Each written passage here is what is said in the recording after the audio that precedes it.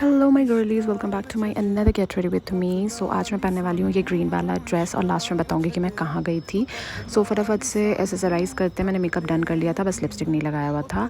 सो एसेसराइज़ करती हूँ। फर्स्ट मैं पहन रही हूँ आर्म कफ पहन रही हूँ। ये मुझे बहुत ही ज़्यादा अच्छा लगा था। अगर आप लोगों को इस टाइप का कुछ चाहिए होगा या फिर यही चाहिए होगा तो बता देना, मैं लिंक सेंड कर दूँगी आप लोगों को।